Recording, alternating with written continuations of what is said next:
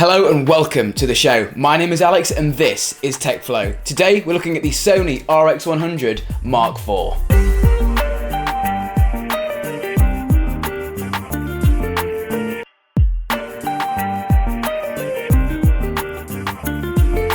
The Sony RX100 lineup is widely known by point-and-shoot users, taking the crown every year with its new edition. This year we're looking at the Mark IV with its superior 4K internal recording and stacked image sensor. Unlike most point-and-shoots, the camera is repping a pop-up viewfinder, which is useful for those situations in direct sunlight where you can't see the tiltable 3-inch display. When I first got the camera, I thought the viewfinder was a little bit of a gimmick, but using it when shooting video acted as a stabilizer, so you got out with some really steady footage when you've got the camera close up to your face. Being able to tilt the display is a really useful feature. It's not found on cameras like the Sony A7S, and when I'm using my A7S, I feel really lost without being able to tilt the display. So having a tiltable display is a welcome feature. If you think about it, this camera's really great for vlogging. It's got a 24 to 70mm glass, internal 4K recording, and an articulating display so you can hold the camera out and actually see yourself while you're vlogging. As far as specs are concerned, we're looking at a 20 megapixel Exmor RS stack sensor, 16 FPS continuous burst, Wi-Fi so you can transfer all your images to your smartphone to put on social media, NFC, and did I mention 4K? Yes, internal 4K recording. And it's not just that stupid 1080p sharpened upscaled 4K, this is actual 4K. It's even got a pop-up flash. This camera is really rocking it all.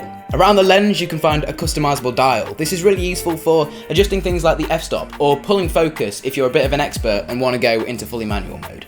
As far as photography is concerned, you can't expect DSLR quality from this little 1-inch sensor, but really it's not far off. Sony have always been known for their fast autofocus in stills mode. You can capture 16 FPS continuous shooting, and the Zeiss glass in the lens matches up perfectly with the stacked imaging sensor, delivering some sharp, detailed images. Because we've got a stacked imaging sensor, Sony have managed to squeeze in internal 4K recording. Sony didn't stop there, however. You've even got the option to record in S-Log and S-Gamut. These picture profiles are usually found in Sony's higher end cameras like the Sony A7S and A7R series. This allows you to record a flat, lifeless image, but you may be thinking, Alex, why would I want to record a flat, lifeless image from my camera? And the answer is in the editing. You can overlay a custom LUT or lookup table to your video, and this can create a different style, making your video look totally different. It really lets you fine-tune it how you want. The camera boasts a 1.8 aperture, and this paired with the internal 4K recording makes this camera an absolute beast for video. This camera also has a built-in ND filter or neutral density filter, so if you're filming outside in the sun, don't worry about it, Sony have got you covered. But wait, it doesn't stop there. Slow motion or high-speed video is also included in this tiny package. 250 FPS at 1080p looks sharp and detailed. However, using slow motion needs more light, therefore you have to bump up the ISO, therefore decreasing the image quality. Now that's a lot to take in, but all in all it's really not that bad. I mean, come on, this camera is tiny. You can also go up to 1000 FPS, however the quality gets bad. I just wouldn't use this. You also need an expensive SD-XC Series 3 SD card to take advantage of the slow motion and 4K.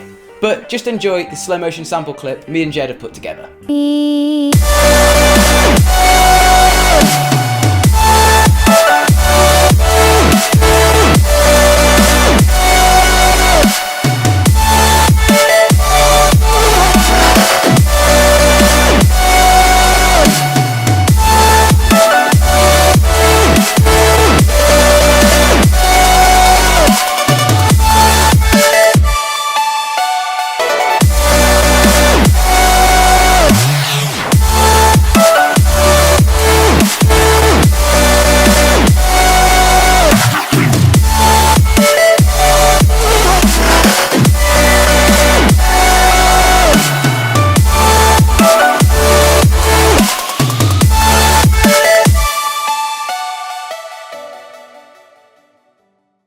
This is a small, compact point-and-shoot camera with a 20 megapixel sensor for photos, 4K internal video recording, slow motion, and picture profiles. It seems too good to be true, and that is really because it is. The camera actually overheats when you record over 5 minutes of 4K footage, and it has to shut down to cool down.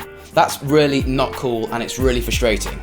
Battery life is also a little shocking. You're definitely going to want to pick up a few extra batteries if you're going on a day shoot with this camera. Shooting with 4K, I don't think I've even got through half a day doing so. And the menus are very Sony, and if you don't know, Sony have never ever made a user-friendly camera menu. This little point and shoot all in all makes a great addition to a photographer's lineup. However, the camera isn't aimed at someone who wants a point and shoot just to take some photos on a family holiday, and you wouldn't expect that with the price tag.